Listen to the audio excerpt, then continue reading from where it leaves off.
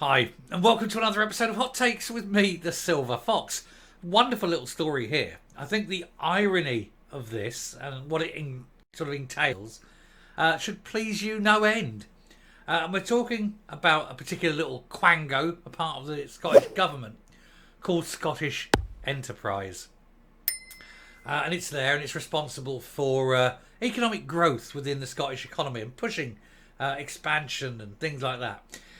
But really, it's not doing a very good job. Generally, that expansion isn't happening, except in one particular area where they seem to be doing very, very well, and that is desk space at their headquarters.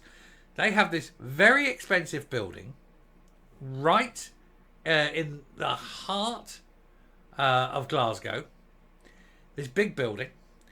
And it is, on average, 70% empty. Now, far be it from me to say anything, but surely you could close that office down, sell it on or lease it out or do something with it and move the people who work there to smaller premises elsewhere and save an absolute fortune. Surely that's not hard. Let's take a look. See, and therein lays what I like to see as the sort of the irony. You've got this body responsible for growth that needs to go into smaller premises. It kind of reflects not only the kind of work culture, the changes of the work culture that's occurring, but also the very fact that the economy isn't growing itself. They don't need to take any more staff on because it's not expanding. The staff they have got just aren't turning up. And you've got this very expensive building in the heart of Glasgow being maintained, heated, lit, people coming and going all the time. For what reason? Move out of town. Move to the edge of Glasgow. Close the big one down, rent it out, do something with it, and then have these people at some little, all you need is some little retail park or a small light industrial unit out on the edge of town, and there you go. Not an issue at all, is it?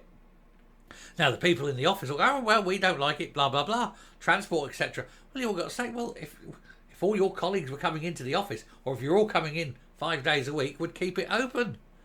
But, well, while you're not here, there's no point. And do that. Save the money. Fortune saved. And that money you could plough in to things like education or the NHS. All of a sudden, you've got all this extra money. Who knows, you could even buy a nurse or two. Stunning, eh? But while all these desks are facing empty, they're not doing any good for the town centre, are they? Because all those people who would normally be out buying a coffee, sandwich, wandering through the shops of a day as they go out at lunchtime, they're not there. So they're not contributing to the city centre life anyway. So you might as well take the whole bloody thing away. And who knows, whoever takes it over may even insist on their staff coming in.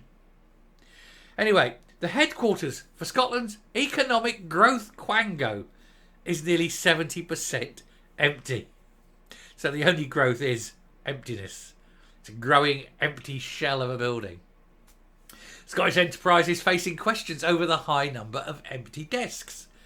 A quango for economic growth is running a headquarters that is 70% empty. Scottish Enterprise's Plum HQ in Glasgow city centre is the latest public sector rented building operating under capacity. Look, if you've got several of them and they're all under capacity, amalgamate them all. Find one building, say that's the one, and there you go. You've only got to heat and light one building then. Jobs are good and save a fortune. Tory MSP Murdo Fraser said, hybrid forms of working offer flexibility, but it must be a matter of concern if almost 70% of the desks at Scottish Enterprise are empty. The SNP government paraded their intention to reset their relationship with business, though there has been, of course, no sign of it, because they SNP, first of all, because they're currently beholden to the Greens, and the Greens are massively anti-business, because of course they're Marxists. They don't like businesses. They don't like people owning capacity, owning the means of production. Don't like people making money. People who make money don't vote Marxist. So they want to destroy the economy anyway. And of course, the SNP are in absolute love with the SNP, with the Greens at the moment. So they're going along with it. But even if they weren't, they still, being fairly socialistly minded, don't really understand business. None of them have ever run a business, have they? Humza Yousaf never had a real job. We worked on a telephone for 10 minutes. None of them have really done anything. So what do they know about business? This is why there can be no relationship with business. None of them have run one. Anyway, working from home became common during the pandemic due to these huge restrictions on people's movements. But the practice has continued while government bodies hold on to their prized buildings. Business groups believe work from home damages city centre economies. I've just said this. As a result of a lack of footfall. Scottish enterprise, the National Economic Development Quango, exists to help businesses boost growth. But they in themselves are actually harming growth by not having people coming into the office. You honestly couldn't make it up. New figures show the average percentage of workstations booked at its Atrium Court HQ is low. It used to be 24% in the first 6 months of the year and rose slightly to 32% in the latter half. The Quango pays £331,000 a year in rates alone. Plus it's a rented building. How much are they renting the building for? It isn't going to be cheap. So why not get rid of the building, give it back and say we don't need it anymore, and move the people there into another building that is also equally as empty? It's not hard, is it? The only thing is, it's a nice building, it's in the best place, blah, blah, blah, blah, blah. They don't want to give them up. And so they're asking the people of Scotland to pay for a large empty building that isn't really needed. They pay the rates on it, to pay to heat it, to pay to light it, to pay for its maintenance, to pay all these things for no reason whatsoever except petty-minded pride by the people whose department it is. Oh, well, I don't want to give up this and go to some other building that I'm not familiar with. Blah, blah, blah. Well, if you don't want to, fine. You're fired.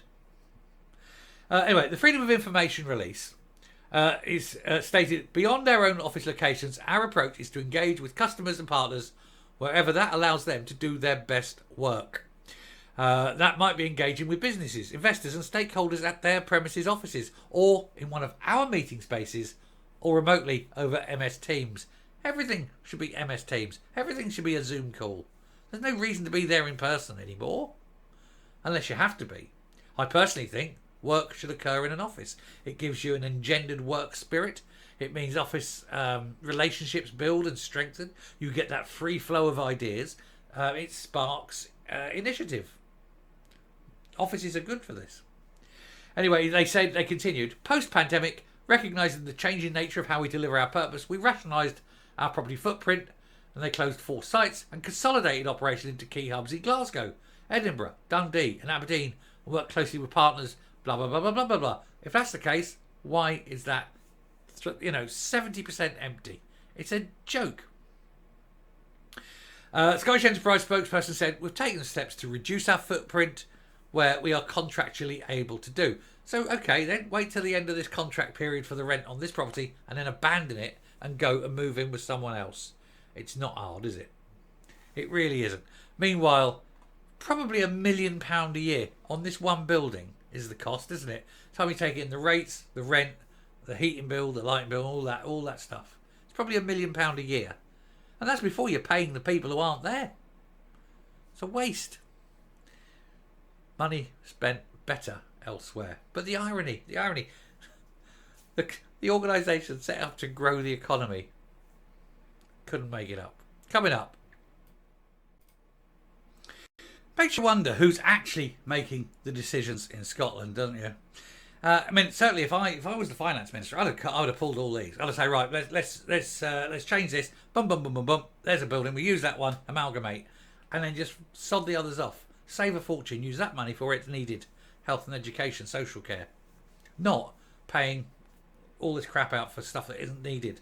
Wasteful. Absolutely wasteful. But they know what they're doing, apparently. Trust them. Come on. This is people with very low IQs running an economy, isn't it? And making the decisions. But when you get the likes of Shona Robinson, who could change this, she's in charge of the finances. She could say, no, we're not paying it anymore. Throw it back. And if you have to, just as a one-off, pay off the rent, pay off the rent contract. Do it. Pay it. You're going to pay it anyway. Do it. Pay it. But then you don't have the overhead of the rates and the heating and the lighting and the maintenance and all that. You save the fortune there. Boom. What is wrong with these people? I know what's wrong with Shona, 86 IQ, but what's wrong with all the people around her? Can't all be that stupid, can they? Surely not. Surely they can't all be that thick. I'm sure someone's making money out of this somewhere, but hey. Anyway, I shall stop there. Thank you very much for watching. Do please hit the subscribe button, ring that bell, leave a like, leave a comment, please share the video, and I will speak to you later. Bye.